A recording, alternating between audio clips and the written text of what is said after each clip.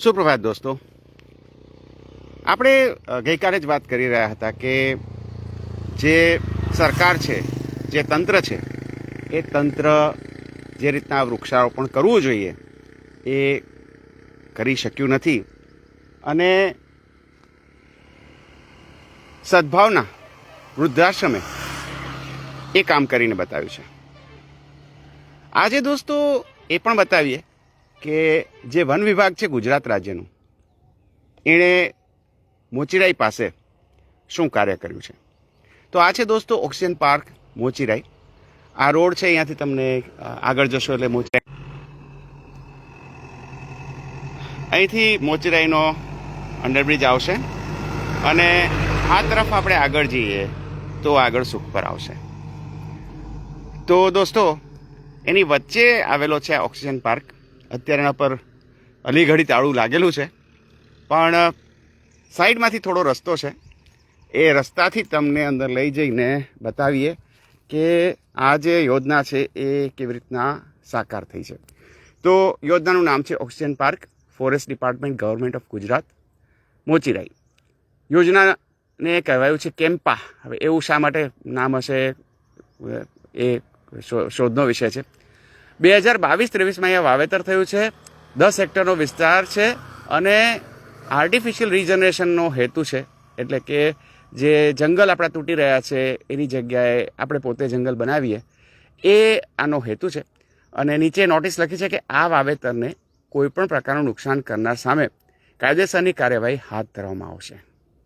અને આ જે જગ્યા છે એનું સંપૂર્ણપણે જે દેખરેખ છે એ વન વિભાગ ગુજરાત રાજ્ય કરી રહ્યું છે.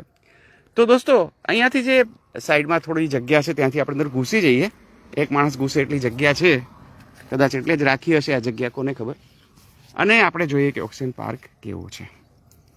તો જોઈ શકો છો કે ઓક્સિજન પાર્કની અંદર બહુ બધા લીમડાનું વાવેતર કરવામાં આવ્યું છે. ઘણા બધા લીમડા છે. બારે આપણે આંકડો વાંચ્યો, લગભગ 6000થી વધારે, 6250 જેટલા લીમડા અહીંયા વાવેલા છે. તો આ બધા લીમડા અત્યારે ખાસા એવા ઊંચા પણ થઈ ગયા છે. અને તમે જોઈ શકો છો કે જે રીતના આ વિસ્તારને કોર્ડન કરીને બનાવવામાં આવ્યો છે એ જોતાં અહીંયા ગાયો કે બીજી કોઈ પણ એવા જે પ્રાણીઓ છે એ પ્રાણીઓ અહીંયા કને આવી ન શકે, નુકસાન ન કરી શકે.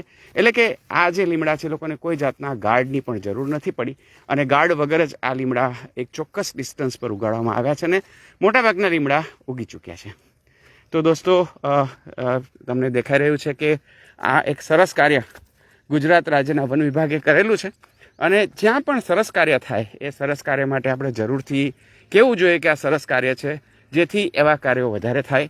અને પ્રજા તરીકે આપણે હંમેશા આવા કાર્યોને ટેકો પણ કરવો જોઈએ કે જેથી આવા કાર્યો આગળ વધે અને જેથી આપણી આગળની પેઢીને જે આપણી જગ્યા મળે, આપણું જે કચ્છ મળે, એવું મળે કે જે એમને રહેવા યોગ્ય હોય.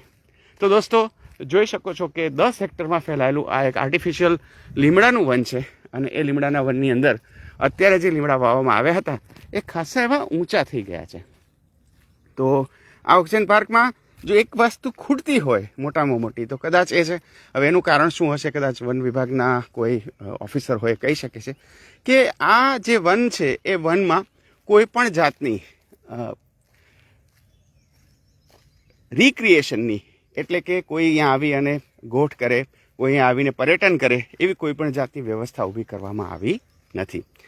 જો એક સામાન્ય બુદ્ધિથી વિચારીએ તો એવું લાગે કે ભાઈ ક્યાંય પણ જો આવું વન બનાવવામાં આવ્યું હોય તો કદાચ શરૂઆતના ગાળામાં જ્યારે આ છોડ નાના હોય ત્યારે કદાચ લોકોની આવવાની છૂટ ન હોવી જોઈએ, જેથી નુકસાન ન થાય. પણ જ્યારે વન મોટું થઈ જાય કે જ્યારે અહીંયા તમે જોઈ શકો છો કે